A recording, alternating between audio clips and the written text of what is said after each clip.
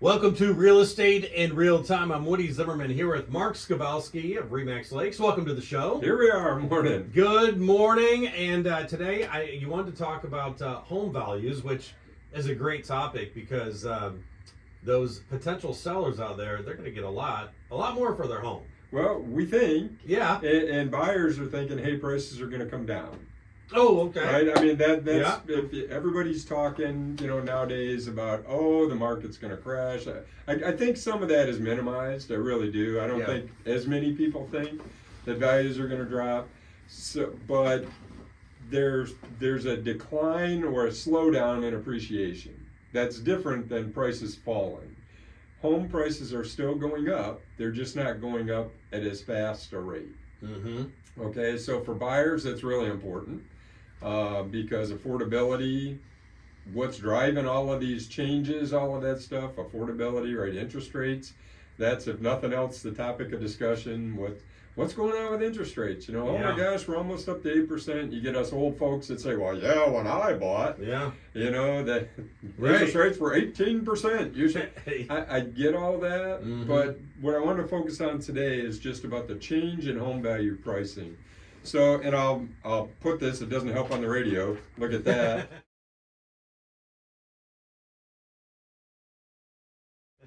This pretty colored graph, but percentage of change in home values. And this looks at values in 22. We really felt that in the start of 22, home prices were still going up. That's the green in this chart. Okay. Up 2%. Now this is month over month. And there's three different measures. It's Zillow, Black Knight, and Freddie Mac. Everybody knows Freddie Mac. Yeah. Folks that do mortgages. That Black Knight, it's a real estate company. They service a lot of us. When it comes to agencies, that stuff, it's data. And then Zillow, which, most folks know what Zillow is. Yeah. So in 2022, 2% month over month for Zillow. This is like January, February, March. Black Knight was 2.7. Freddie Mac was 1.4. Then we hit the summer of 2022, and what happened? We see that the green goes to red. Yeah. Home prices started to slow down and actually decline. Wow. Right? Now, since January of 23, we're back in the green. And I'll try to put this up for YouTube. I'll try and put this graph up so that people can see it. Yeah. But in January 23, home prices started bumping up again to a more normal level. Okay. 0.5%, 1% a month over month. So back in the days, and I say back in the day, this is after the crash of 08, 09, and again, I've been doing this a long time and I'm a number cruncher. So looking at all of that data, we used to see 4 to 6% appreciation year over year. Yeah. Which, if you say 6%, it's 0.5% month over month, right? I mean, half of 12. Yeah. 6, so 0.5% roughly month over month is what appreciation was happening. So for home buyers, home prices are still going up, but the good news is that pace of price growth has slowed. Okay. Right? I mean, so prices are falling, misnomer. Right. And I'd love to say everything I, do on the market, I've priced it right and it sells in a day and all of that stuff. Not necessarily so. I miss it just like anybody else does. So all we can do is operate with the cards that were dealt. Right? So if we list something as a listing agent, we do our homework. This is where we ought to price. Maybe build in a little bit. Hey, we're going to try to get a little bit more for you from a seller's standpoint. But then as the market changes, we need to adjust pricing to get there. Absolutely. And everybody needs to understand that. Sellers do, buyers do. But we're seeing more and more, and I get notified. I've got clients set up on searches for all kinds of stuff. I get notified every time there's a new listing, every time there's a new, a price adjustment, there's an open house, things like that. I get a notification, and I'm seeing more and more notifications of price adjustments. Really? And now, again, these homes are selling for a lot more than what they did in 2022, 4 to 5% more than what they did in 22. But maybe, as an example, they priced it at 8% above what it would have been in 2022. Well, now they're pulling back, they're going back to 5% above. So there's a price reduction, but it doesn't mean that values are falling. Right. Does that make sense? Right. Well, I think that a lot of people think that there's going to be this big crash because before 08, 09, prices were increasing like normal. Right. And then all of a sudden we had this big crash. But as we've talked about on this show, things are different now than what they were back in 2008. Yeah, there's a lot more controls. The economy is different. All of that stuff is different. So, as I said, the market changes. Mm-hmm. So if we miss the boat on pricing, we need to adjust that price. Yes. So, and everybody from a seller standpoint, we all want to get the most that we possibly can out of selling it. But Absolutely. What's your primary objective? To sell. Get the property sold. Yes. So as that continues to happen, you'll see the days on market start to bump up.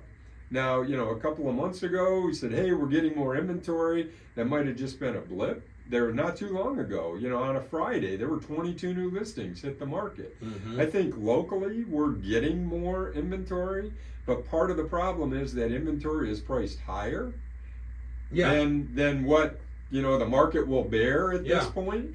Interest rates are higher than what people want to deal with in the market today.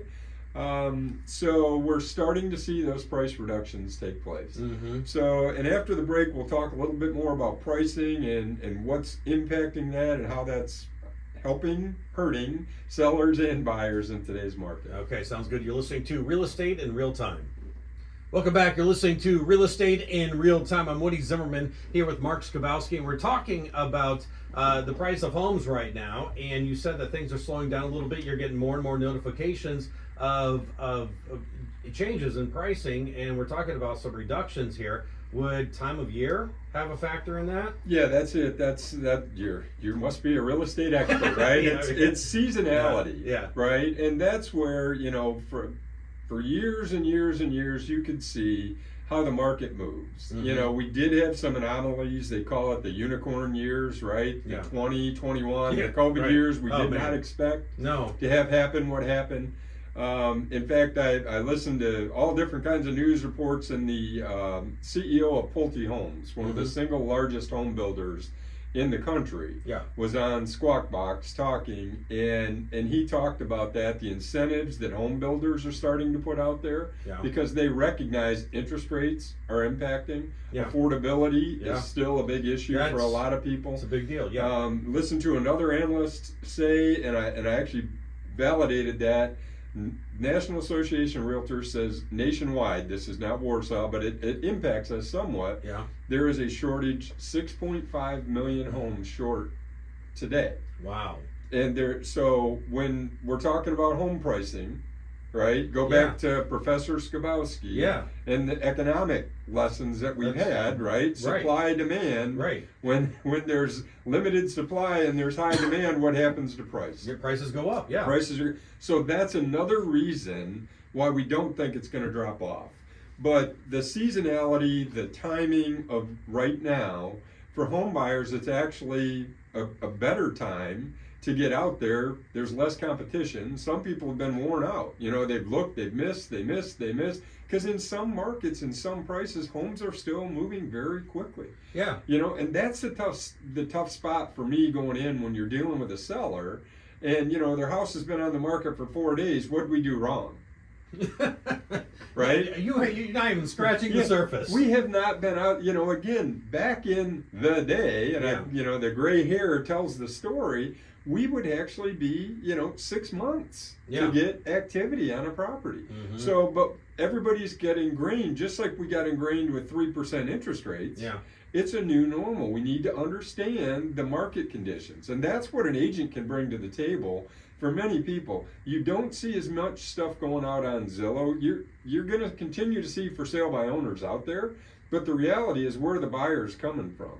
Most agents are going to have more buyers than what are out looking at Zillow. Like I said, I've got clients set up, and I'm not the only one. That, it's part of our job. It's what we do. I've got searches set up for clients that as soon as something hits the market, we're out there. We're getting exposure to those listings. So from a seller standpoint, working with an agent makes more sense because you get bigger exposure. Bigger exposure. I'm not saying you can't sell for sale by owner.